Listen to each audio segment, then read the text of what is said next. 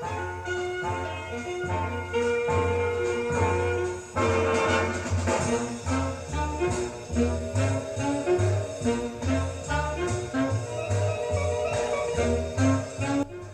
evening. Welcome to tonight's story. Sit back, relax, and unwind into the night. Tonight's story is set in 1970s America. Jeff wakes up one sunny morning and he's really tired, as he didn't manage to sleep much last night. He wakes up rubbing his eyes to the alarm clock next to the bed, and he turns it off. It's 9 a.m. on the 7th of January. He pushes himself to get out of bed, goes into toilet, brushes his teeth, and gets into the shower.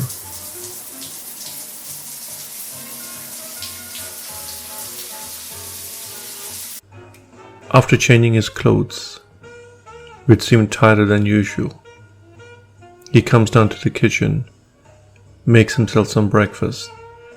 He opens up the fridge, gets the milk, bread, and eggs out.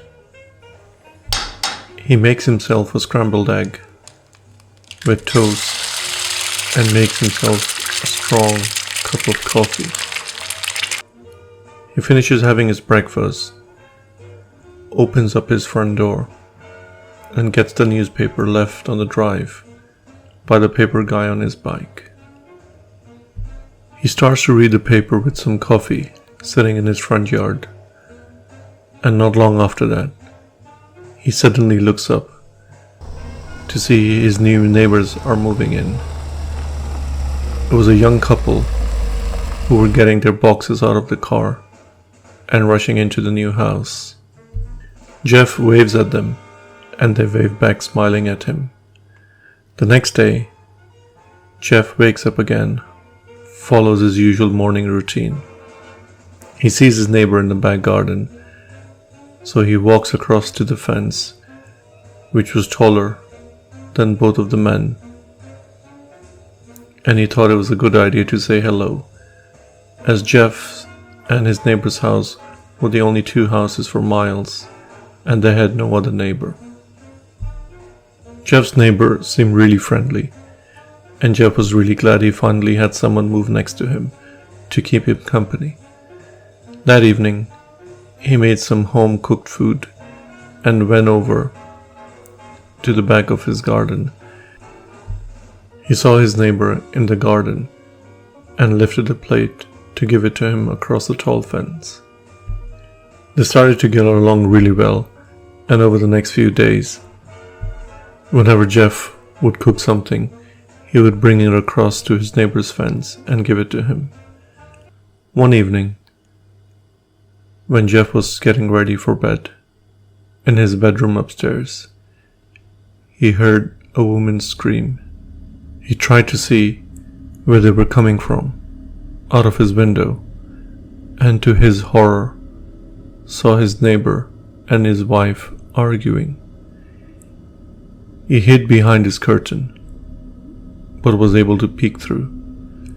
He tried not to move, as he didn't want the curtains to move in case his neighbors saw him. He saw the wife pushing the husband away and running away from him.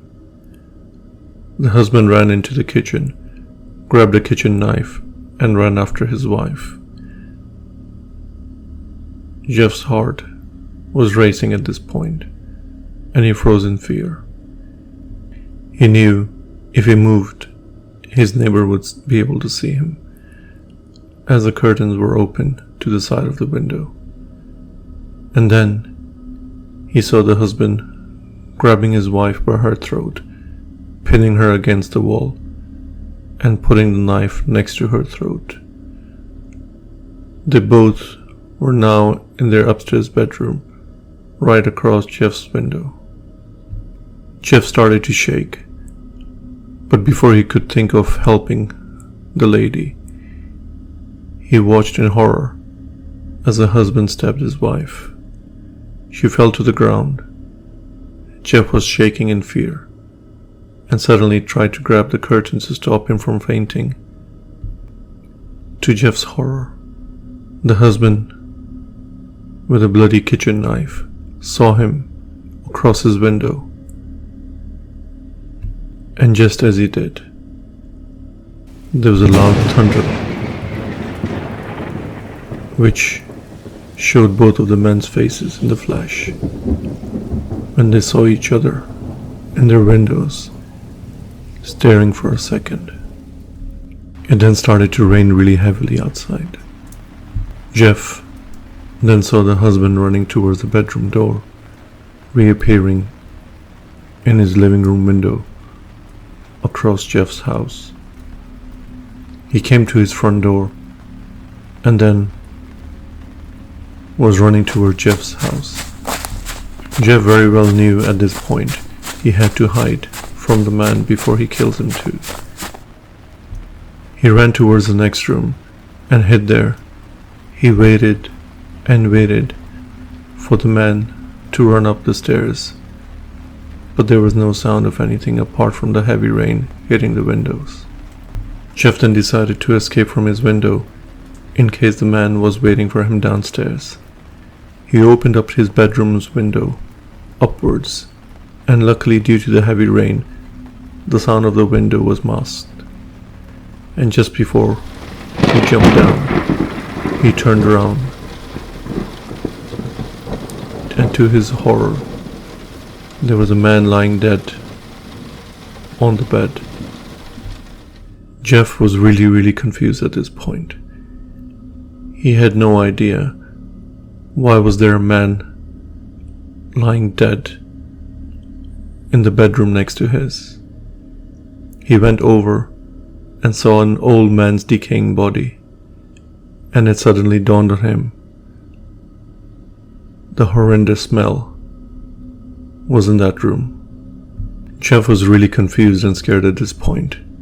He saw a torch in the dead man's hand. He took it from him and jumped out the window. He ran towards his neighbor's fence, hoping to save the lady by using their phone, if they had one, to call the police, as Jeff didn't have a phone in his house. Jeff jumped over the fence, not knowing where the husband was, but was willing to risk his life to save the lady if she was still alive. He turned on the torch, and to his horror, he saw all the food he had given to his neighbor over the last few days rotting on the garden grass with broken plates. He ran inside and upstairs to see if the lady was still alive. But to his horror, he saw a lady's decomposing body, as if it had been there for days, and she was dead. Jeff could not make sense of anything. How could a lady who has just died has a decomposing body within a matter of minutes? Nothing made sense. He then ran downstairs to the living room to find the phone, and he managed to find one. He rang the police and told them in one short breath what had happened and what he had seen. They said officers were on their way, and they told him to hide in a safe place. There was no sign of the husband at all. And just when Jeff put the phone down, his body went numb, and he dropped to the floor. Right next to the phone was a photo frame of the husband and wife. And Jeff himself was in that photo frame. He was the husband. You would think to yourself, how could that possibly be?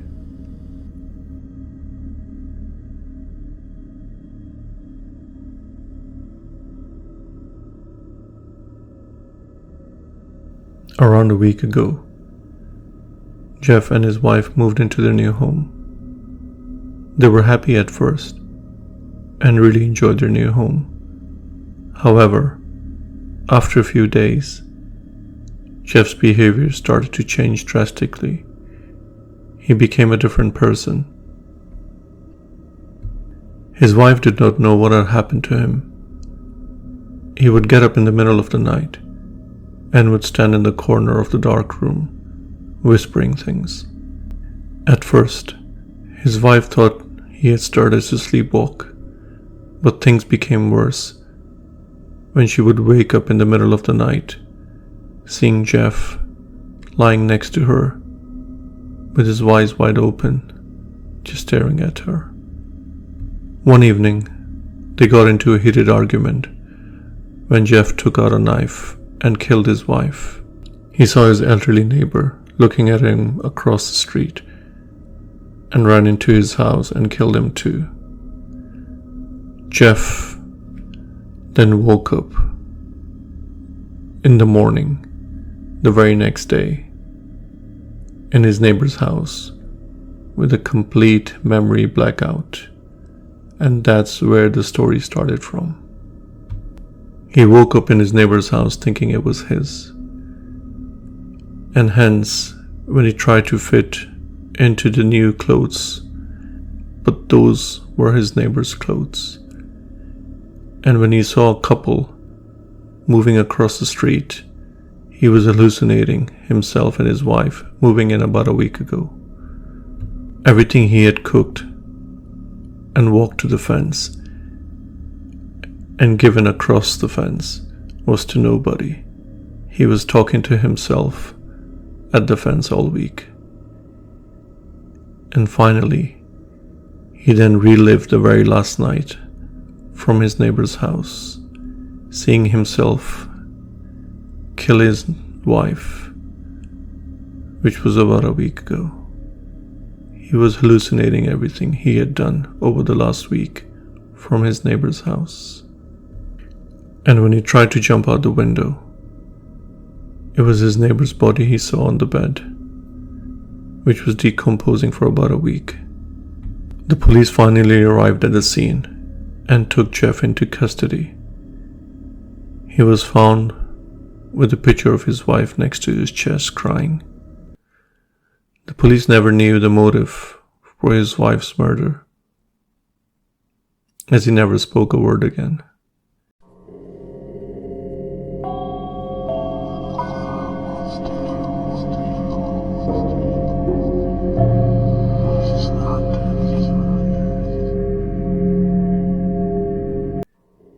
He was admitted to the hospital of the criminally insane.